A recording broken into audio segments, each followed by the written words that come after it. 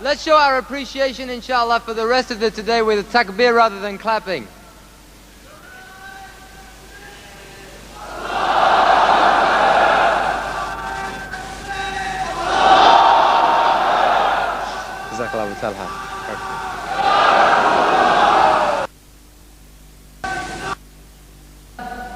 I've asked Brother Isra, Dr. Isra Ahmed, who is the Amir of Tanzim al-Islam and Tariq al-Islam from Pakistan, he's going to address us on the issue of the struggle for Khilafah, what that work entails, what our duty is, and perhaps to bring some practical points in that struggle to establish the Islamic system.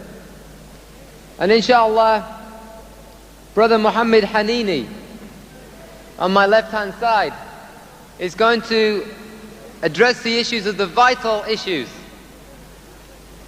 So inshallah, I'd ask Dr. Isra, inshallah, if he would kindly begin his address.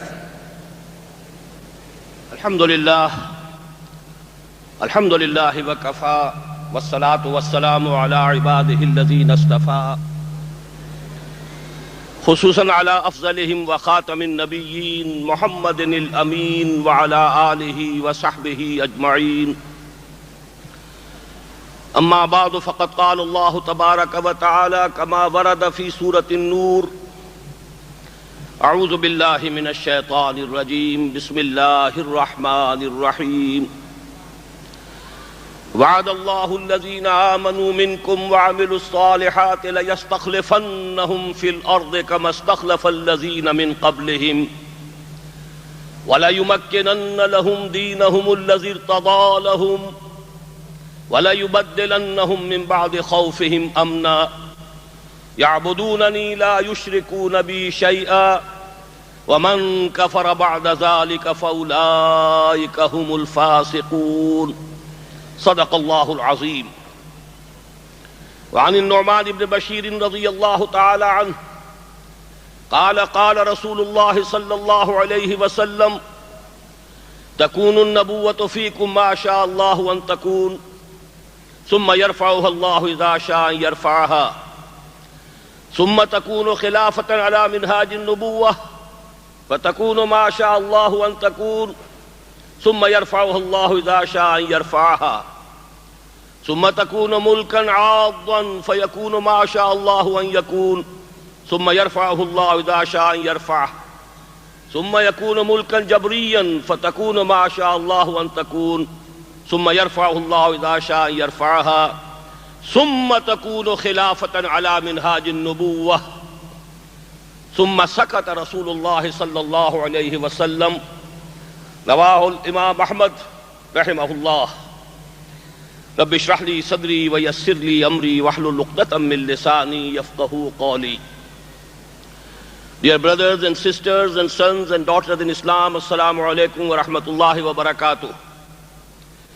It's indeed a great pleasure and a real honor for me to be here with you this afternoon and addressing this huge gathering of the Muslims in the heart of this Western world.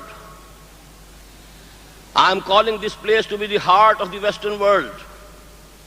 It occurred to my mind this very morning that United Kingdom actually is situated on the globe, so that the European continent lies, the main bulk of it is to the south and east of United Kingdom, and the American continent, North America, is lying to the south and west of this place.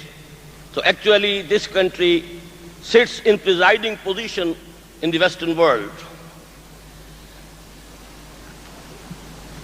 Because of the limitation of time, I want to proceed with the subject of my talk directly.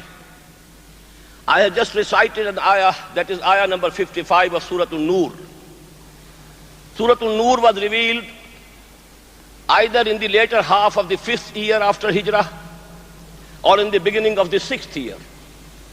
And in this ayah, Allah subhanahu wa ta'ala made 3 firm promises with the Muslim ummah.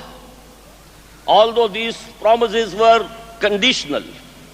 وَعَدَ اللَّهُ الَّذِينَ آمَنُوا مِنْكُمْ وَعَمِلُوا الصَّالِحَاتِ. Muslims, you have to fulfill two conditions. Number one, to have real iman. Not only verbal attestation, real iman, conviction, burning faith, living faith. And then you have to fulfill the practical implications of that faith. If you fulfill these two conditions, Allah subhanahu wa ta'ala promises you, He will give you khilafah in the earth. Just as He gave the khilafah to those who were before you. And every reader of Quran must recall the ayah of the Quran, Ya Dawood inna ja'alnaka khalifatan fil ard. In the same way we shall give you khilafah in this world. And second promise, we shall make the deen which we have pleased for them and acknowledged for them, it will be dominant, it will not be humiliated, it will not be downtrodden. وَلَا يُمَكِّنَنَّ لَهُمْ دِينَهُمُ الَّذِي ارْتَضَىٰ لَهُمْ وَلَا يُبَدِّلَنَّهُمْ مِنْ بَعْدِ خَوْفِهِمْ أَمْنًا. And the third promise, He will change the conditions of fear to those of security and peace. All these three promises go to make one promise. When there is khilafah for the Muslim Ummah, then there is no need for fear, there is security, and there is peace, and then the deen of Allah subhanahu wa ta'ala is supreme. So actually these three promises were made, as I told you, in the 5th of the 6th year. And how soon they came true, just imagine historically speaking. In the very 6th year, the Treaty of Hudaybiyah was concluded, and Allah subhanahu wa ta'ala Himself said, Inna fatahna laka fatham mubina. The very next year, Khaybar was conquered. The very next year, 8th year after Hijrah, Muhammad sallallahu alayhi wa sallam and his 10,000 companions entered Makkah victoriously. And within another year, the whole of Arabian Peninsula came under the rule of Allah subhanahu wa ta'ala. And you know, after that, within less than half a century, the system of caliphate, this rule of Allah on earth, that extended to a very big chunk of the globe, from the Oxus to the Atlantic. So these promises which Allah subhanahu wa ta'ala has made to the Muslim Ummah came to be true very soon. But what happened afterwards?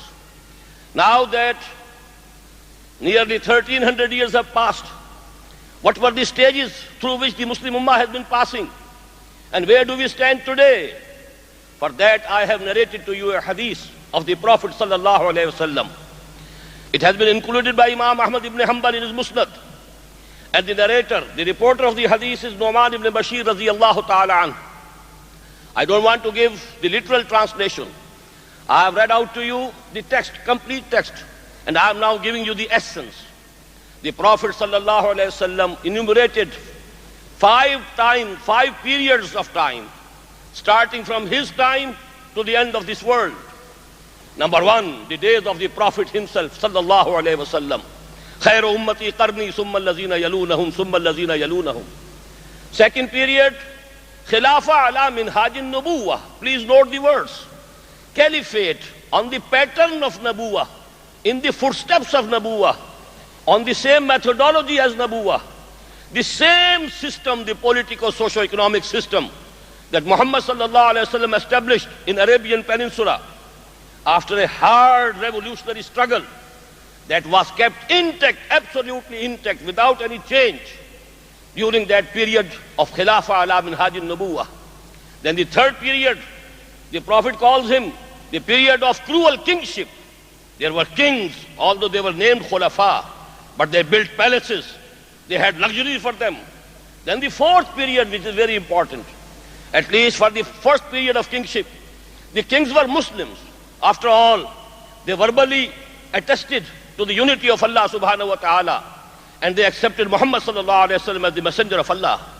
But you know, later on, the Prophet said the fourth period would be Summa takunu mulkan jabriyan, kingship with slavery. And this is the period of colonial rule under which the whole Muslim Ummah passed. Some parts of the Muslim world were under that colonial rule for 200 years, some for 150 years, some for less period. But that period, you know, colonial rule, mulkan jabriyan, Now, it must be noted, as the brother Abu Talha was saying, although that period of colonial rule, direct rule, has come to an end, we seem to be free. There are, so to say, more than 50 or 60 Muslim countries, free countries, so to say Muslim free countries. But actually, that colonial rule has not come to an end. It's still continuing. The only difference is that now we are being ruled and controlled indirectly. We know we people belong to Indian subcontinent, and we were the British subjects for quite a long time. The king was here, but the viceroy was there at Delhi. In the same way, most of the Muslim rulers today are viceroys of America. They are controlling their countries according to the policies of America, according to the policies of New World Order. Our resources are being exploited by others. Our policies are framed somewhere else. So actually that colonial rule, although direct rule has come to an end, it has not really come to an end. But you know, the good news is that this will come to an end. The Prophet ﷺ has prophesied. He said it will also come to an end. ثُمَّ يَرْفَعُ اللَّهُ إِذَا شَاءَ يَرْفَعَهَا وَهُوَ الصَّادِقُ الْمَصْدُوقُ. He is the true one.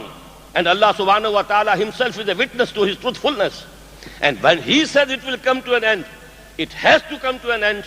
And the good news that I am giving to you is, after that the Prophet said, ثُمَّ تَكُونُ خِلَافَةً عَلَى مِنْهَاجِ النُّبُوَّةِ. Then again there will be a period of khilafah ala minhaj al-nubuwah. The same system, the same political socio-economic system, the same unity of the ummah, the same one leader of the Muslim ummah, and one caliph of the whole Muslim ummah.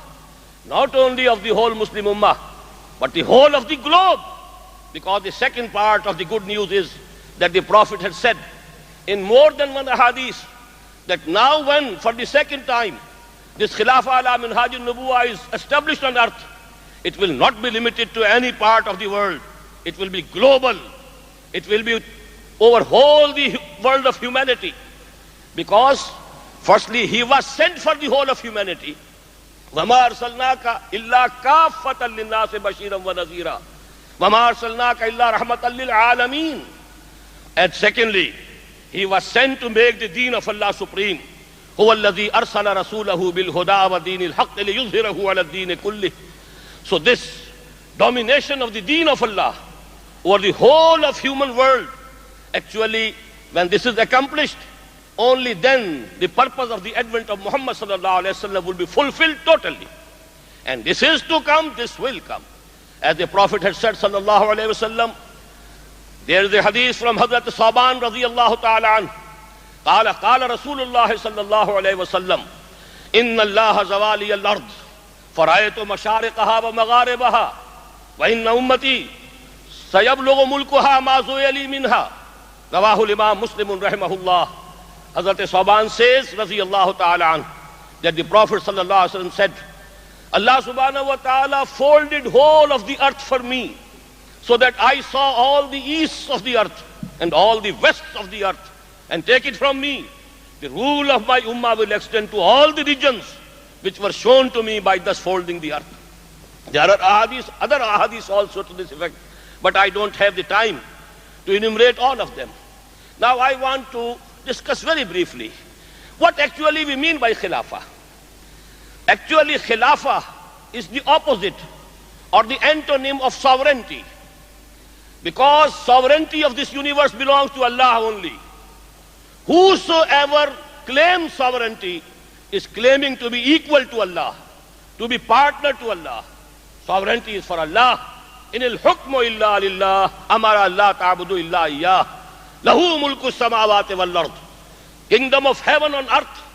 You know this biblical, these words of the Lord's Prayer. This is also a gem of the prophetic wisdom. Kingdom of earth, thy kingdom come, because you are the king of the universe. You have created this universe. Kingship belongs to you. Sovereignty belongs to you. Your will is being enforced in the heavens. Oh God, your will should be enforced on this earth also. This is actually khilafah. And all, you know, all the prophets of Allah subhanahu wa ta'ala, they were the khulafa, because The commands of Allah were coming to them, and they were enforcing the commands of Allah subhanahu wa ta'ala. They never claimed sovereignty for them. They were not kings, although people know and people say that Dawood alayhi salatu wasalam was king. But no, he was not a king, he was caliph. Quran says, Ya Dawood inna ja'alnaka khalifatan fil ard. You are khalifa, you are vicegerent of Allah subhanahu wa ta'ala on earth. So actually, as Quran says, Ala lahul khalqu wal amr. To him belongs all the creation and all the command. Who has created has the right to rule. Nobody else has the right to rule, except a limited autonomy can be given, that all the commands of Allah subhanahu wa ta'ala should be enforced as such, without any change. What to speak of 51% majority? Not even 100% of human beings can change the commands of Allah subhanahu wa ta'ala. But where there is no express command, no express order, you can use your best judgment. You can make ijtihad. So you can say there is a limited autonomy in this, but not the sovereignty. As long as I told you the institution of prophethood was going on, every Nabi was the Khalifa of Allah, was the vicegerent of Allah. As I have quoted the ayah, Ya Dawood inna ja'alnaka khalifatan fil ard. Then there is the hadith of the Prophet sallallahu alaihi wasallam, and it has been reported by Imam Bukhari. Kanat banu Israel tasusuhumul anbiya kullama halaka nabiyyun khalafahu nabiyyun. The community affairs, the political affairs of Bani Israel, they were in the hands of the prophets. Whenever a prophet died, he was succeeded by a prophet. When Hazrat Dawood died, he was succeeded by Sulaiman alayhi salatu wasalam. He was also caliph of Allah subhanahu wa ta'ala. But you know, the last personal caliph of Allah was Muhammad sallallahu alayhi wa sallam. After him, no prophethood, no messengerhood, no personal caliphate. After him, this caliphate became the collective affair of the ummah. This is the Khilafatul Muslimin. Now the Muslims act as a community, because they accept Allah subhanahu wa ta'ala as their sovereign. They are ready to submit before His will. So actually now they are entitled to the caliphate. And that is the promise that Allah made with the Muslim ummah. وَعَدَ اللَّهُ الَّذِينَ آمَنُوا مِنْكُمْ وَعَمِلُوا الصَّالِحَاتِ لَيَسْتَخْلِفَنَّهُمْ فِي الْأَرْضِ. Here you know the pronoun is in plural. About Hazrat Dawood, Ya Dawood inna ja'alnaka khalifatan fil ard. He himself was the caliph. Now the whole ummah is actually to become the caliph. And this is the concept of caliphate that has changed from personal caliphate to collective caliphate of the ummah. And this is the Khilafa al-Ijtimaiyya. Now, I must go to the second part of my talk. This caliphate, it cannot be established by mere wishing. We may be wishing it, it won't be established. It cannot be established by mere praying. Prayers are always accepted by Allah subhanahu wa ta'ala when you have done whatever you could do. When you have spent all that you had, and then you pray to Allah subhanahu wa ta'ala, Oh Allah, I have done what I could do. Now the result is in your hands. Then the prayers are accepted, otherwise not. And I am saying one thing more. Even, sacrifices won't take us anywhere unless the sacrifices are on the pattern of the methodology of Muhammad sallallahu alaihi wasallam. Sacrifices also will go in vain. We have been seeing what is happening in the Muslim world. More than 1 million lives have been lost in Afghanistan. Where is the Khilafah? Where is the Islamic State? Still, infighting is going on. Although I hope, inshallah, in very near future, there will be something good coming out of that land. The sacrifices will bear their fruit. But the result up till now is very disappointing. Why? Because we are not taking to the methodology of Muhammad sallallahu alaihi wasallam. So caliphate cannot be established. Let me quote here a saying of Imam Malik rahimahullah. He says, لَن يَصْلُحَ آخِرُ هَذِهِ الْأُمَّةِ إِلَّا بِمَا صَلَحَ بِهِ أَوَّلُهَا. The last part of this ummah will not be reformed except on the pattern and methodology and on the lines on which the first part of the ummah was reformed. Now there is a relationship between that hadith and this saying of Imam Malik. The first part of the ummah was Khilafa ala minhaj an-nubuwah. And as the Prophet foretold, the last part of the ummah will also be Khilafa ala minhaj an-nubuwah. So that what does it mean?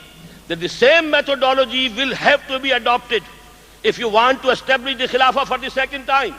which was adopted by Muhammad sallallahu alayhi wasallam, وَالَّذِينَ مَعَهُ رَضِيَ اللَّهُ تَعَالَى عَنْهُمْ أَجْمَعِينَ. The same methodology will have to be employed if you want to have the same result which we found by the sacrifices and jihad fi sabilillah of Muhammadur Rasulullah وَالَّذِينَ مَعَهُ. Now, I want to summarize in very brief words. What was that methodology? First of all, call people to Iman, real faith, not verbal attestation alone. We are more than 1 billion today in this world who testify, Ashhadu an la ilaha illallah wa ashhadu anna Muhammadan Rasulullah. But what's the fate of that 1 billion? More than 1 billion. We are 1/5 of the total world population.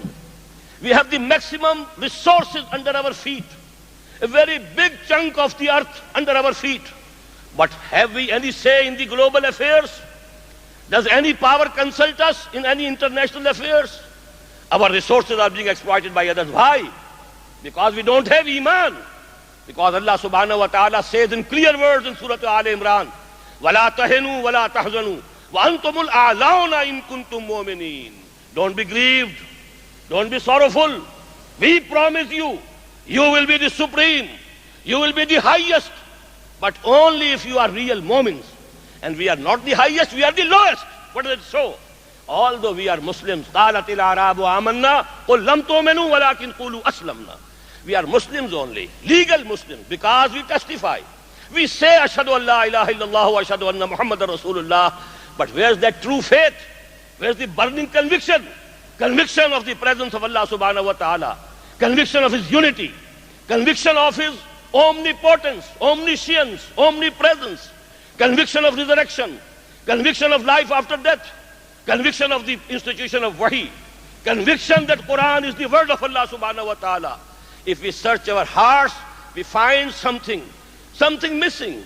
We do believe, we do profess to believe, but that real Iman is not there. We shall have to recultivate, rejuvenate, revitalize, revive that real Iman, and the only source for that would be Quran.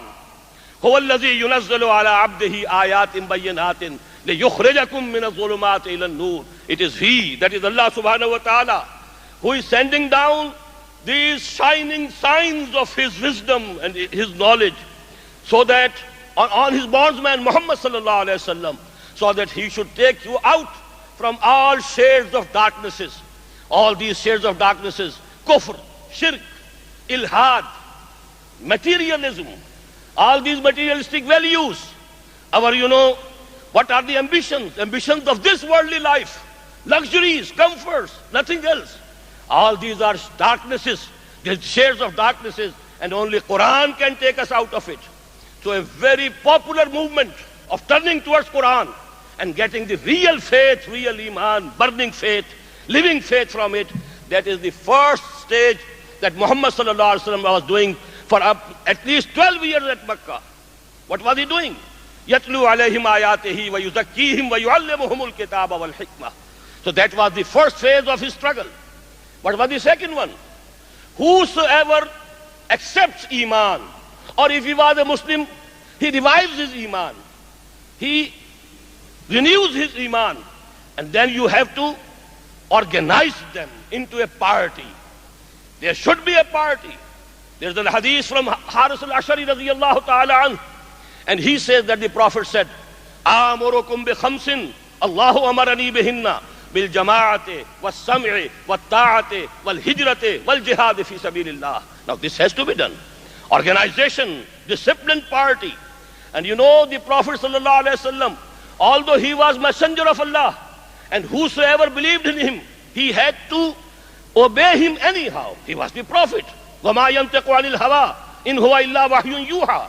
He has to be obeyed anyhow. But still, he took the pledge from Sahaba Kiram Rizwanullahi ta'ala alayhim ajma'in of total obedience. Whatever I command, you will have to accept, you will have to obey. As you know, Ubadah ibn Samit radiyallahu ta'ala anhu has reported. He says, "Bayana Rasulullah sallallahu alayhi wa sallam ala sam'i wa ta'ati fil usri wal yusri wal manshati wal makrahi wa ala asaratin alayna wa ala la nunazil amra ahlahu وعلى أن نقول بالحق أينما كنا لا نخاف في الله لومة لائم.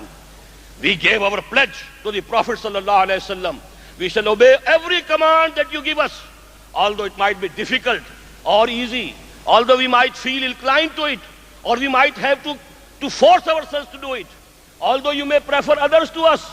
All these conditions, the Prophet sallallahu alaihi wasallam already got from them. And that is the sunnah of the Prophet sallallahu alaihi wasallam. He has left for the ummah. Because when for the second time the struggle of establishing Khilafah will be done, there will be no Nabi. No Nabi is to come now. No Rasul has to be sent now. So only some ummati, some of the followers of Muhammad sallallahu alaihi wasallam will take the lead. And then you will have to give your pledge of obedience. But that pledge of obedience would be limited by the injunctions of the Sharia.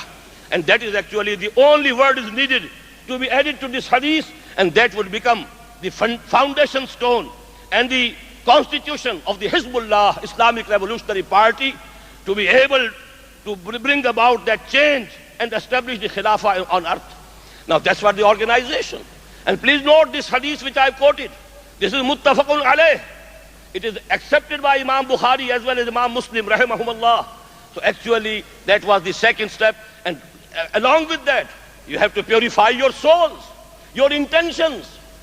It should not happen that externally you seem to be making jihad for the cause of Allah, but within your hearts, in the bottom of your hearts, you are after some worldly gains. You want some name or fame or some wealth or some position of authority. Well, that actually will not take us anywhere. يُزَكِّيهِمْ إِنَّمَا الْأَعْمَالُ بِالنِّيَّاتِ وَإِنَّمَا لِكُلِّ امْرِئٍ مَّا نَوَىٰ. So that actually organization, training, purification of souls, that was going on for 12 years at Mecca. And side by side, during those 12 years, the most noteworthy thing is, which we must make very clear to the world at large, for 12 long years at Mecca, the order of the day was, take every persecution, whether verbal or physical, without any retaliation. No raising of hands even in self-defense. There was no permission to resist. What to speak of terrorist activity, what to speak of killings and bombings. No act of even, retaliation. No act of even self-defense was allowed. Hazrat Sumayya radiyallahu ta'ala anha, Hazrat Yasir radiyallahu ta'ala anh, both were martyred, butchered, tortured like anything, and then killed by Abu Jahl. And at least 40 Muslims were present at that time at Mecca. And please never have the idea that they were cowards. Ma'azallah, summa ma'azallah. But there was no permission from the Prophet sallallahu alaihi wasallam. You don't retaliate. Kuffu adiyakum. Keep your hands folded. Have sabr. Even the Prophet used to pass by them when they were being tortured by Abu Jahl.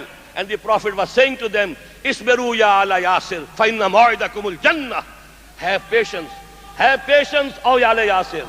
Because your place is Jannah. Allah subhanahu wa ta'ala will take you immediately. Immediately when you die, you will be transferred to Jannah. Because Shuhada, they go directly to Jannah. As you know, we have, in Surah Yasin, when a Muslim was killed and martyred, قِيلَ ادْخُلِ الْجَنَّةِ قَالَ يَا لَيْتَ قَوْمِي يَعْلَمُونَ بِمَا غَفَرَ لِي رَبِّي وَجَعَلَنِي مِنَ الْمُكْرَمِينَ. So that is very important, because we are finding, in many of the countries, our brothers who are very spirited, who are very motivated, they are very sincere. I know they are very sincere. If somebody is laying down his life, how can we doubt about his sincerity? If somebody is ready to go to jail, how can we doubt his sincerity? If somebody is ready to go to any place of torture, how can we doubt his sincerity? But actually, sincerity alone doesn't guarantee success. Sincerity guarantees the reward in the hereafter, but not success. For success, you must have sincerity and the correct methodology of the Prophet sallallahu alaihi wasallam. Unless both these things are joined together, we will not be able to establish Khilafah on earth. So we have to study the seerah of Muhammad sallallahu alaihi wasallam in depth and analyze it. And from that we have to take the guidance how to establish the seerah. We should say to the Western world, yes, we are fundamentalists. We can't make any bargain. We can't make any compromises on the fundamentals of Islam. We have to cling to the fundamentals of Islam, but we are not terrorists. We want to argue. We want to come to you with our arguments. Hatu burhanakum in kuntum sadiqeen. You bring forth your argument. We can prove our point of view, because we can prove that the only just social order can be the just social order of given by Allah subhanahu wa ta'ala, because He is the creator of all. He loves all. Al-khalqu ayalullah. He can do justice to everybody. If the capitalists, they are thinking, they will think about their own interests, not the interests of the laborers. In the same way, landlords, they will be having their own interests before them, not the interests of the farmers. In the same way, men cannot think about women because they think about their own problems. Women can't think as a man because they have to see to their own problems. Only one, and that is Allah subhanahu wa ta'ala, because everybody is dear to Him. All are His creatures. The system that He has given, the law that He has given, actually that only can be the surety, can be the guarantee of justice to all. And let us see this to the humanity at large, that when we talk of Khilafah, we don't talk of Khilafah about the community affair, about some sectarian affair. This is the mercy of Allah subhanahu wa ta'ala for the whole of mankind. And we know, at least you know, the three Abrahamic faiths, the Jews, the Christians, and the Muslims, they should have no doubt about it. They believe in one Allah. They believe that Allah subhanahu wa ta'ala sent down His word to His prophets. All of them believe in all the prophets of the Old Testament. The Jews, the Christians, the Muslims, they all believe. They all believe that Torah was given to Moses alayhi salatu wasalam, and it contained law. And they know, the Christians also know, that Jesus Himself said, don't think I have come to destroy law. This law of Allah subhanahu wa ta'ala, which they call the Mosaic law, the law of Moses alayhi salatu wasalam. No, it's divine. It's not the law framed by Moses alayhi salatu wasalam. It was the law given to him by Allah subhanahu wa ta'ala. And the same line actually is, which has come to an end in its climax in the person of Muhammad sallallahu alayhi wasallam, that Sharia has become complete. Al-yawma akmaltu lakum deenakum wa atmamtu alaykum ni'mati wa raditu lakum al-islam deena. So actually we are working for the humanity. Muhammad came for the whole of humanity sallallahu alayhi wasallam, not for Muslims alone. But actually we are addressing Muslims to start with, because they profess that we are Muslims, because they say they believe in Allah, because they say they believe in Muhammad sallallahu alayhi wasallam, because they say we believe in Quran. Actually that is why we are addressing them, that you should recall what is your duty. You should be reminded of your duty as ummah. As brother Abu Talha said, kuntum khayra ummatin ukhrijat linnas ta'muruna bil ma'ruf wa tanhauna 'anil munkar wa tu'minuna billah. That is the only cause. We are calling the Muslims to get together, to start a mass movement in the Muslim world, so that these remnants of the colonial rule can be done away with, and we are free to unite all Muslims. As Allama Iqbal, you know, the biggest, philosopher of Islam of this century, he said, "Ek ho Muslim haram ki pasbani ke liye, Neel ke sahil se lekar Tabakha ke kashgar."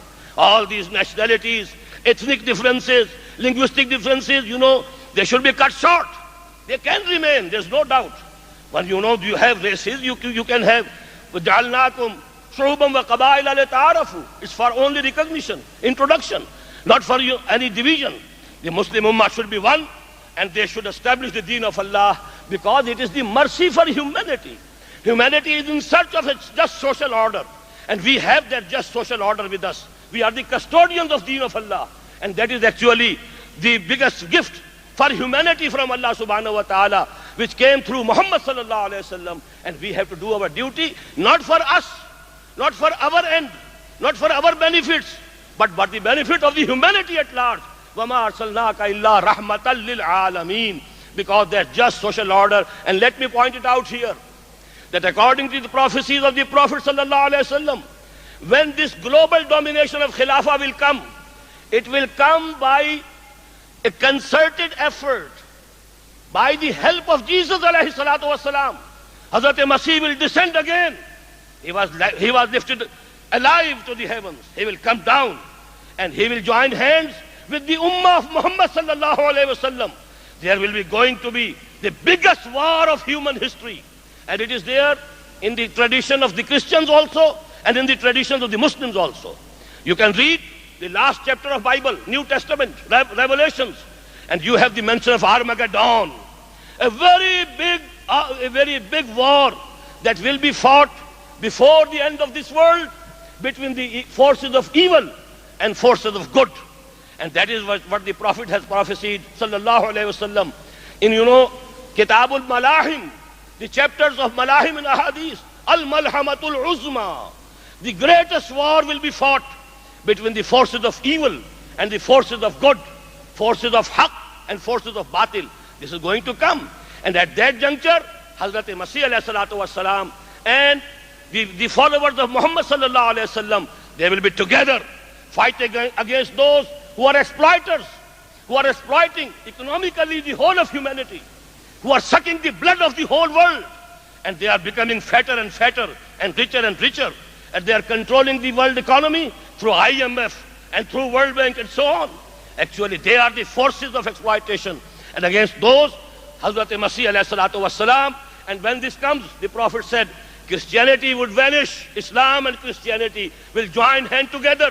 They will become one deen, inshaAllah al-Aziz. So actually it's a good omen that you are holding this conference here in the heart of the Christian world. But let me now complete. The third step I was telling, first of all, call to Iman through Quran. Number 2, purify their souls, organize them into a party. And go on doing this, extending your base, your organizational base, till such time that you are strong enough to challenge the evil forces openly in the field. If that time comes, up till that time, take all persecution without any retaliation. Must have before you the 12 years long period of passive resistance. Ismeru, have patience, be steadfast, show forbearance, but don't retaliate, no killing, no revenge whatsoever.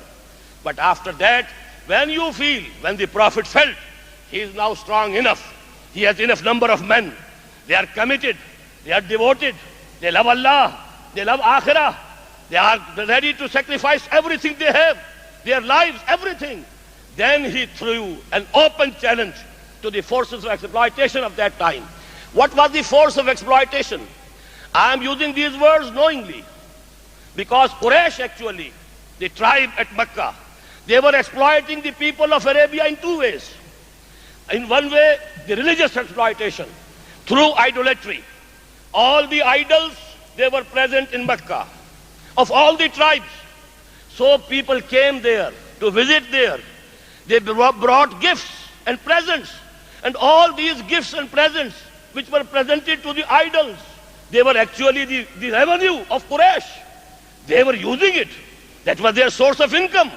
That was the exploitation in the name of religion, false religion, worship of the idols. And number 2, it was on basis of this privilege that they had, that they got the monopoly of the east-west trade, because no caravan could pass safely from the Arabian territory except the caravan of the Quraysh, because they were the custodians of Kaaba. And there in Kaaba were 360 idols. Every tribe has their god as a sort of a hostage with the Quraysh. If they harm the caravan of the Quraysh, then their god will be smashed. So actually both ways they were exploiting the peoples of Arabian Peninsula. Then Muhammad sallallahu alaihi wasallam threatened them, threatened the lifeline of Quraysh, threatened their superiority in the trade. And that was the final phase of the revolutionary struggle of Muhammad sallallahu alaihi wasallam, that armed conflict began. Now Kufr retaliated with full force. First battle at Badr, then at Uhud, and so on. 6 years old war, a conflict, armed conflict. But then later on, Ja al-haqq wa zahaqa al-batil, inna al-batila kana zahuqa. Why? Because this last step was taken after preparation, after training, after purification of souls, after teaching them and making them habitual to observe discipline. If prematurely this step would have been taken, it would not have become successful. So that is actually, if we analyze briefly, although I have very detailed videotapes on this subject, I have an Urdu book, a very voluminous book on this subject, but I had to summarize this in a few minutes here. And now I want to make another point, and that will be the end of my talk, inshallah. How are we to proceed today? Can there be any change? Should there be any change? Should there be any ijtihad in the methodology of Muhammad sallallahu alaihi wasallam, keeping in view the conditions that they have changed? In many ways conditions have changed. My submission, humble submission, it's a food for thought. We should study, but we must make a firm resolve that we must focus our attention on the seerah of Muhammad sallallahu alaihi wasallam. لَقَدْ كَانَ لَكُمْ فِي رَسُولِ اللَّهِ أُسْوَةٌ حَسَنَةٌ. This uswa hasana, it is in every respect of life, and especially the very mission for which he was sent, the purpose of his advent, لَيُظْهِرَهُ عَلَى الدِّينِ كُلِّهِ. How could it be possible that he would not have left for us an uswa for that cause? The whole seerah is an uswa of Muhammad sallallahu alaihi wasallam. But you know, for the final step, there can be an ijtihad, and there should be an ijtihad. Why? Because there is a change in conditions. The condition has changed. Number one, at that time on one side were Muslims only, on the other side were kuffar, clear kuffar. So it was a clear-cut division. Today we have Muslims on both sides. Rulers are Muslims, exploiters are Muslims, the American viceroys are Muslim. They are Muslim, and people who are working for Islam are Muslim. Legally they are Muslims. Or al-Muslimu kufun li kulli muslimin. Legally they are equal. Number two, there was no established government at the time of Muhammad sallallahu alaihi wasallam in Arabian Peninsula. Now you have the established system. These governments, they have armies, they have paramilitary forces, they have air forces, they have strength with them. So the comparison is very unequal. That is why we need some ijtihad. And the only ijtihad that I have been able to find, and because you know, the Prophet himself said sallallahu alaihi wasallam, Al-hikmatu dallatul mu'min huwa ahaqqu biha haythu wajadaha. Wisdom is like the lost property of a mu'min. He has more right over it wherever he can find it. So we can find that wisdom. I can quote two persons on this century who have shown us some light regarding that wisdom. First was Gandhi. He started the non-violent, non-cooperation agitation. And actually the Britishers, they know it, that the roots of British Raj, actually they were weakened through this non-violent, non-cooperation movement of Gandhi. The second example has been presented by Ayatollah Khomeini in Iran. They never revolted. They never rose up in armed rebellion. They came on the streets. They blocked the system. They were ready to lay down their lives. And they laid down their lives in thousands. And then you know, the despotic king had to run away. Actually, this thing we should keep in mind. But if there is going to be war, if there is possibility that qital fi sabilillah is not haram, it is continuous. The Prophet has said, Al-jihadu mazin munz yawmin ba'asani Allahu ila an yuqatila akhiru hadhihi al-ummati ad-dajjal. This war, fighting for the cause of Allah, will continue. Nobody can forbid it. It will remain halal. From the time I was sent, and from the time of my advent to the time when my last part of my ummah will go to war against Dajjal, Al-Masih al-Dajjal, that Armageddon, the Malhamatul Uzma, which has to come very soon. I am seeing it very soon. They said, Innahum yarawnahu ba'idan wa narahu qariba. Some people think that Qiyamah is very far off. I see it is coming very near. And these, you know, signs of Qiyamah that the Prophet has given us, they are coming one after the other. Actually, the times are very short at our disposal. Maybe there is going to be some Holocaust for the Muslims also, just as the Jews had their Holocaust in Germany. So we should prepare, and we should have, you know, every minute of our time, we should put it to use, maximum use, and we should follow the footsteps of Muhammad sallallahu alaihi wasallam. And the last word, because the title of my talk contains Pakistan, the word of Pakistan. I have spoken up till now nothing about Pakistan, but because the brother also mentioned before, I think Brother Abu Talha himself, that when Khilafah, although it was, you know, a very weak Khilafah, it was a decayed Khilafah, but still, it was a symbol of unity of the Muslim Ummah. And the enemies of Islam were afraid of it.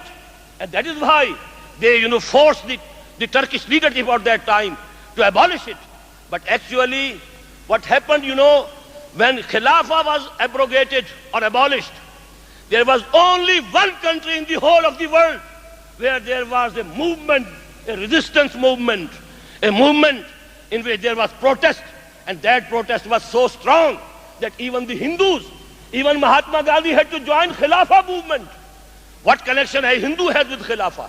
What connection, a Hindu Mahatma could have with Khilafah? But he had to join because the Muslims of India, because I found, I'm very thankful to these brothers, the workers. They have quoted Maulana Muhammad Ali Johar in this brochure.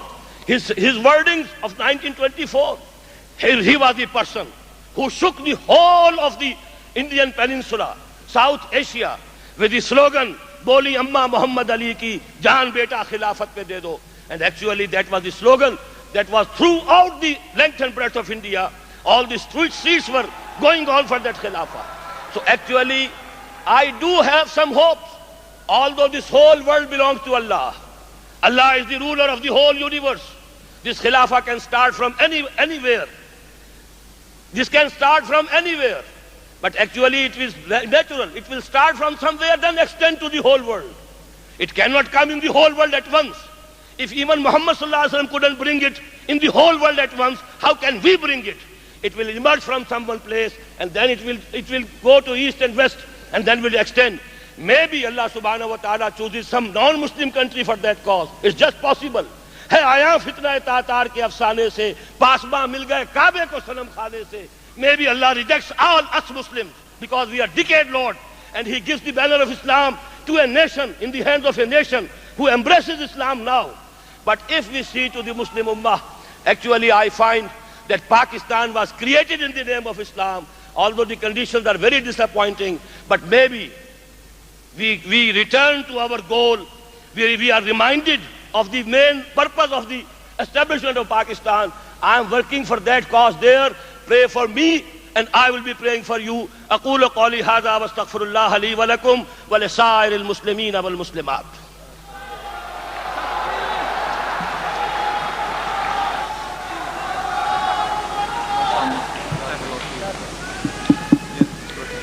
Takbir! Takbir! Takbir!